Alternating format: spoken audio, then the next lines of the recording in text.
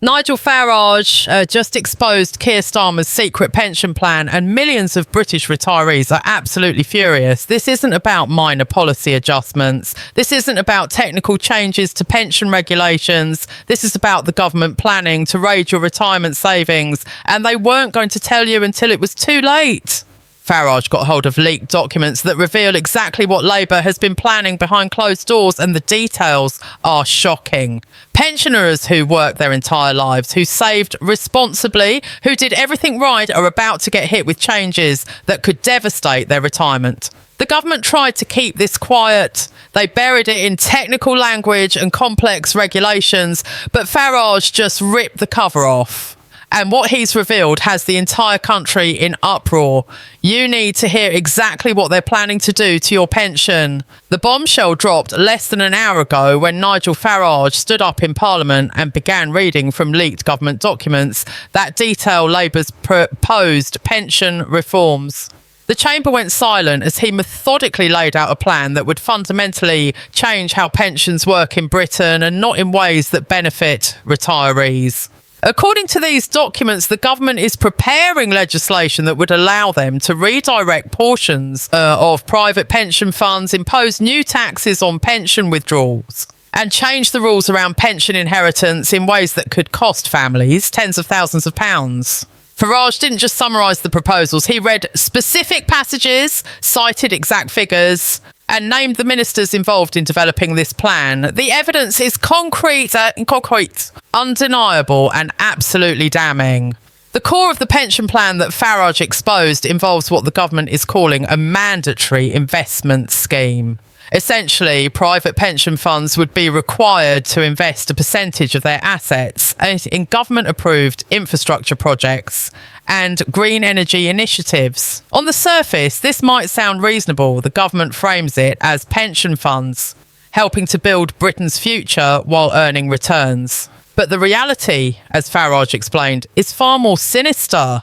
These mandatory investments would come with lower returns than pensioners could get elsewhere, effectively reducing the value of retirement savings. And because they're mandatory, pension holders would have no choice, no ability to opt out, no control over their own money that they've spent decades saving. The second element of the plan involves taxation changes that would hit retirees particularly hard. Currently, pensioners can withdraw a portion of their pension tax-free.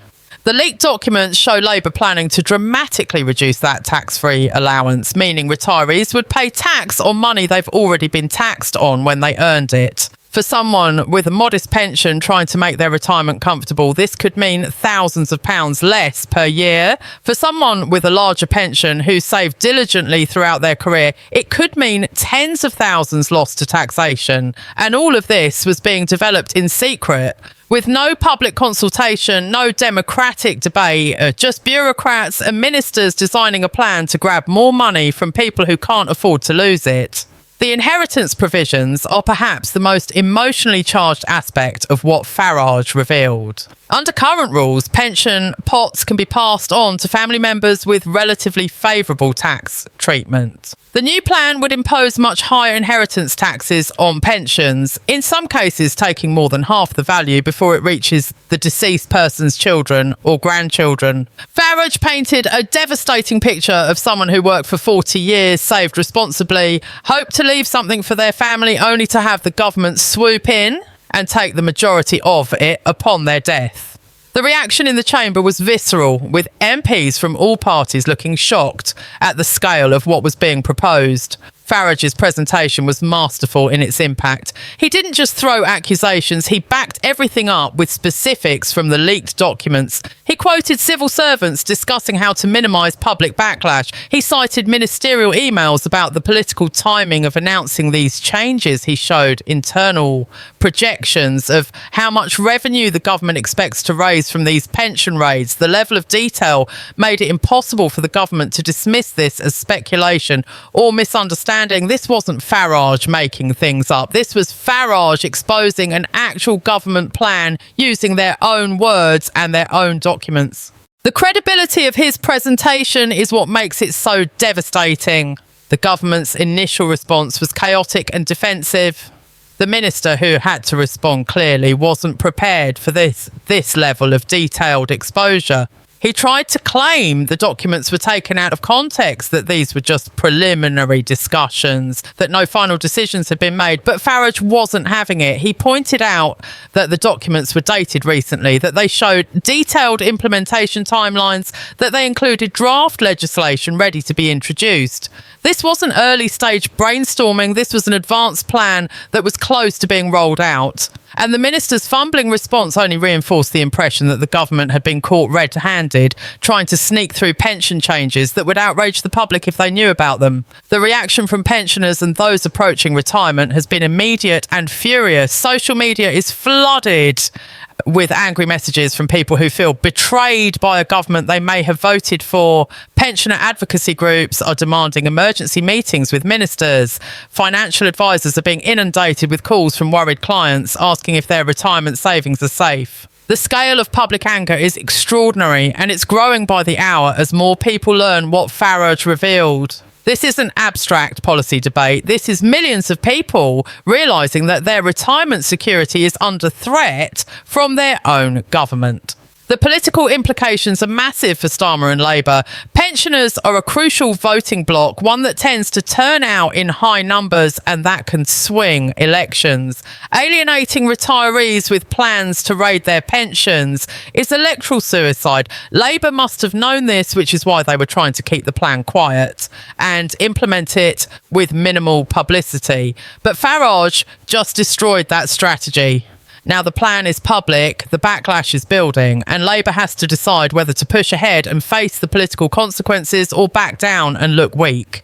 Neither option is good, and it's all because Farage got hold of documents they desperately wanted to keep secret. The financial industry is also reacting with alarm. Pension fund managers are expressing serious concerns about mandatory investment requirements that would prevent them from making optimal decisions for their clients. Insurance companies that offer pension products are worried about how these changes would affect their business models. Financial advisors are questioning how they can possibly recommend pension saving to younger people if the government can just change the rules and grab the money whenever it needs revenue.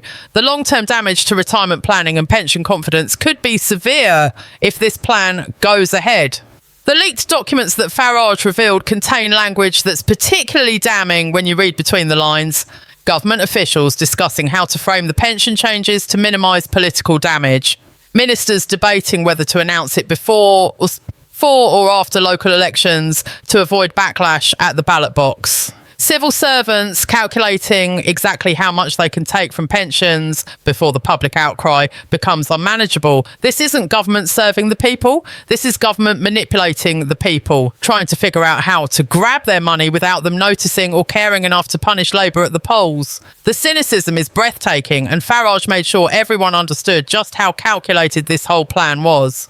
The timing of this exposure is particularly significant. Labour has been dealing with multiple political crises, and their poll numbers have been dropping. They desperately needed to change the narrative to get back on the front foot with positive stories about their agenda.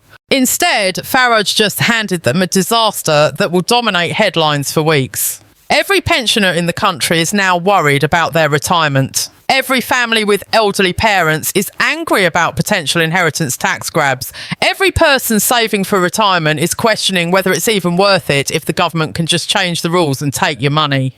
The political damage is incalculable, and it's entirely self-inflicted because Labour developed this plan in the first place. The opposition parties are piling on with predictable enthusiasm. Conservative MPs are demanding that Labour immediately rule out these pension changes and apologise to retirees for even considering them. They're positioning themselves as defenders of pensioners as against Labour's raid on retirement savings. Smaller parties are making similar arguments, each trying to capture the vote of angry retirees who feel betrayed. But it's Farage and Reform UK who are getting the most credit, because Farage was the one who exposed this. He's positioned himself as the politician who stands up for ordinary people against establishment schemes to take their money. That's powerful political branding, and it's built on the foundation of this genuine scoop. The economic rationale for Labour's pension plan is understandable, even if the politics are terrible. The government needs revenue to fund its spending priorities. Pension pots represent trillions of pounds of accumulated wealth. From a purely fiscal perspective, tapping into that wealth is tempting for any government looking for money. But the political and moral problems with raiding people's retirement savings are obvious. These are people who followed the rules, who saved responsibly, who deferred gratification throughout their working lives to ensure a comfortable retirement. Taking that money, or forcing lower returns through mandatory investments, or taxing it more heavily punishes exactly the behaviour that government should be encouraging. The message it sends is devastating. Don't bother saving because the government will just take it anyway. The constitutional and legal questions about whether the government can actually implement these changes are complex. Existing pension contracts and regulations protect certain rights for pension holders. Retrospectively, changing those rules could face legal challenges, but the government has significant legislative power to alter pension regulations going forward, and there's no guarantee that legal challenges would succeed. The uncertainty this creates is almost as damaging as the actual changes would be. People don't know if their pensions are safe. They don't know if the rules will change. They can't plan for retirement with any confidence. That uncertainty undermines one of the foundations of a stable society, the expectation that if you work hard and save responsibly, you'll be able to retire with dignity. The international comparison is instructive and embarrassing for Britain. Other developed countries are also dealing with pension challenges as populations age and the ratio of workers to retirees shifts. But most of them are tackling these challenges through honest public debate about sustainable solutions, not through sneaky plans to raid existing pension pots. The revelation that Britain's government was planning to essentially confiscate portions of private pensions damages the country's reputation for property rights and rule of law. International investors who see Britain as a safe, stable place to put money are now questioning whether a government that would raid pensions might also go after other forms of private wealth. The reputational damage extends far beyond just the pension sector. The media coverage is absolutely brutal for the government. Even outlets that usually support Labour are struggling to defend this. The optics are just too bad. Secret plans to take money from pensioners exposed by a whistleblower and revealed by the opposition, with a government response that looks evasive and defensive. There's no good way to spin that story. Television news is interviewing worried pensioners, showing financial advisors explaining how much people could lose, and running graphics illustrating the impact of the proposed changes. Every news cycle that this story dominates is another news cycle of damage to Labour's credibility and Starmer's leadership. The question of who leaked these documents to Farage is now a major subplot. Someone inside government or the civil service clearly felt strongly enough about these pension plans to risk their career by leaking confidential materials. The government will launch an investigation to find the source, but that investigation itself keeps the story alive and makes the government look vindictive toward whistleblowers. If the leaker is caught and punished, it creates a martyr. If they're not caught, it raises questions about security and loyalty within the government. Either way, the leak and the subsequent hunt for the leaker become additional problems for an already embattled administration. The practicalities of how these pension changes would actually work reveal additional problems that make the plan even more controversial.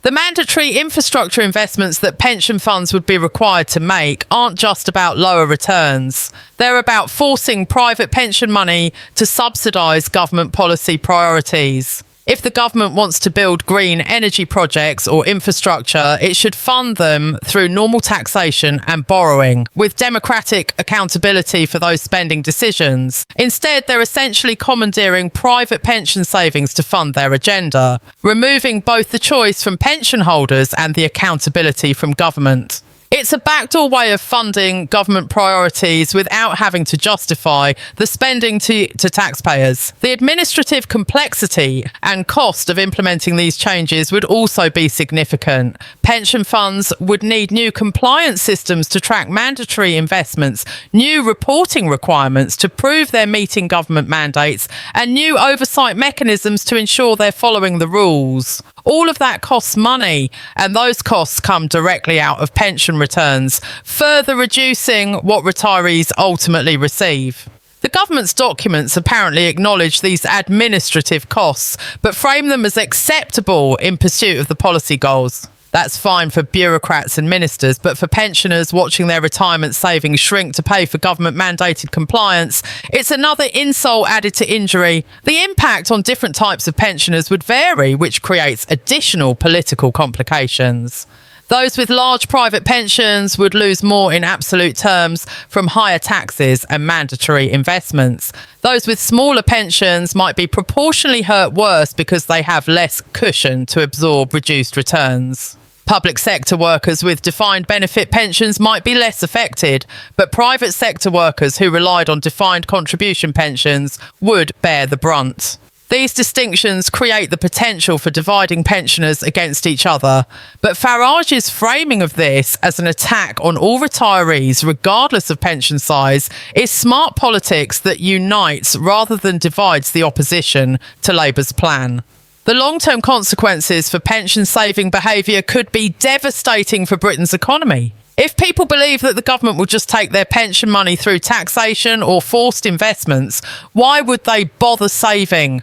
The rational response would be to spend money now rather than save it for a retirement where the government will grab it anyway. But Britain's economy depends on people saving for retirement. Those pension contributions flow into investments that fund businesses, create jobs, and drive economic growth.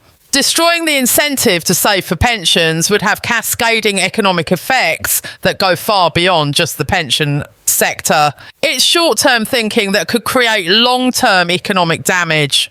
The political calculation Labour made in developing this plan is now being exposed as catastrophically wrong.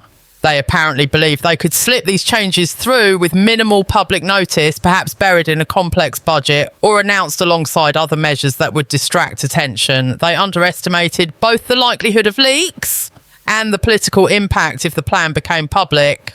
Now they're facing exactly the backlash they hope to avoid, and they have to deal with it in the worst possible circumstances: defensive, caught off guard, and unable to control the narrative. It's a masterclass in how not to handle politically sensitive policy, and it's being taught at Labour's expense. The generational dimension of this controversy is also significant. Younger people who are decades away from retirement might have less immediate concern about pension changes, but they're paying attention to the precedent being set. If the government can arbitrarily change pension rules to grab money from current retirees, what's to stop future governments from doing the same thing to them when they retire? The erosion of trust in the pension system affects everyone, not just current pensioners.